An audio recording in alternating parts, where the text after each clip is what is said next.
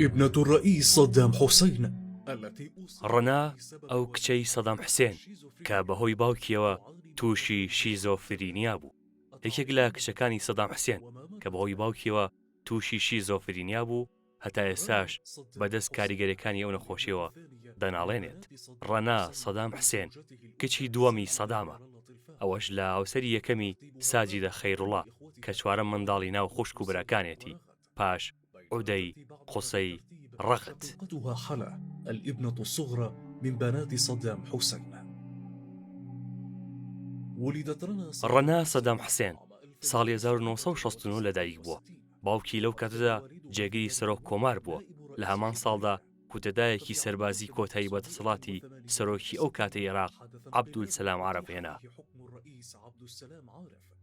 ئەحمەد حەسەن بەکر چووە شوێنی و سەدام بووە جێگرەکەی.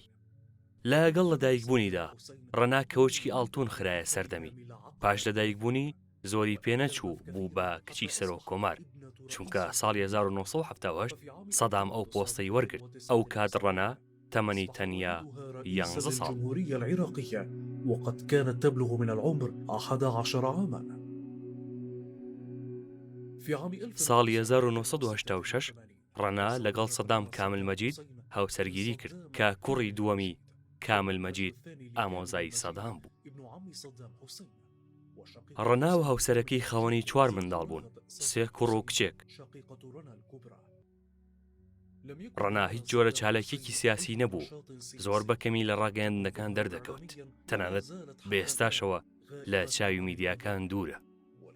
دیارترین ئەو ڕووداوە سیاسیانەی ڕێچکەی ژیانی ڕەنای گۆڕی بڕیارەکەی حسێن کاملی هاوسەری ڕەغت بوو. پاشەوەی لەگەڵ ڕەغت و منداڵەکانیان و سەدامی هاوسەری ڕەغت عێراقیان جێهێشت و ڕوویان کردە وڵاتی ئەردەن.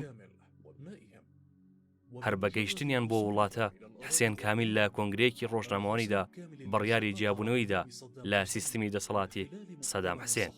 بەهۆی ئەم کارەیانەوە ئەو دوو برایە ژیانی خۆیان خستە گێژاوەوە. نەشیان دەزانی چیان بەسەر دێت و ڕەنا و ڕەغدیش پاش کۆنگرە ڕۆژنامەوانیەکە بەم بابەتەیان زانی. هەتا مانگی شوباتی ساڵی 1996 لە ئەردەنمانەوە و پاشان گەڕانەوە بۆ عێراق. پاشەوەی سەدام پەیمانی ئەوەی پێدان ئەگەر بگەڕێنەوە هیچ زیانێکیان پێ ناگات. بەڵام پاش گەڕانەوە سوپرایز چاوەڕێی کردن. عودەی و قوسەی سەدام حوسێن لەگەڵ پیاوەکانیان لە پێشوازیان وەستا بوون. خوشکەکانیان و منداڵەکانیان لەگەڵ خۆیان برد. لە 23 شوباتی هەمان ساڵ حسێن کامل و سەدام کامل و کامل حەسەنی باوکیان لە ماڵەکەی خۆیان کوژران. بما يعرف بعملية الصولة الجهادية. ئەم بابەتە کاریگەری ڕاستەوخۆی لەسەر دۆخی دەرونی ڕەنای کچی سەدام دروست کرد. پاش مردنی هاوسەرەکەی ڕەنا دۆخی دەرونی تەواو تێکچوو، تووشی نەخۆشی شیزۆفرینیا بوو. کاوەش تێکچوونی توندی دەرونیە، کەسەکە بە شێوەیەکی ناسایی لێکدانەوە دەکات بۆ ئەو دۆخەی تیایدایە و بیری خراپ بە مێشکە دێت. تێکچوونی توند لە ڕافتاریدا دروست دەبێت، بۆ ئێوە ناتوانێت کارەکانی ڕۆژانی ئەنجام بدات. ساڵی 1997 عودەی ڕەنا و ڕەغدی بە ناچاری هێشتۆتەوە لە عێراق، چونکە براکەیان تۆمەتبار کردووە با کوشتنی هاوسەرەکانیان.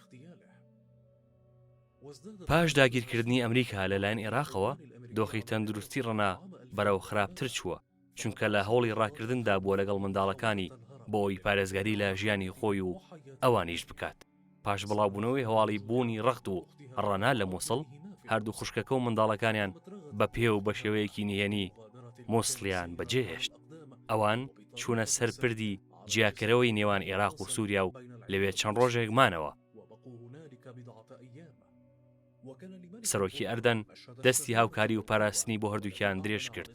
دواتر هەردووکیان بە 9 منداڵەوە لە عەممانی پایتەختی ئەردەن مانەوە و لەوێ پاسپۆرتی گەشتکردنیان بۆ دروستکرا و موچەی مانگانە و خانووشیان پێدرا. مع 9 أطفال لهما، حيث منحهم ملك الأردن جوازات سفر عربية بالإضافة إلى راتب شهري ومنزل للسكن فيه.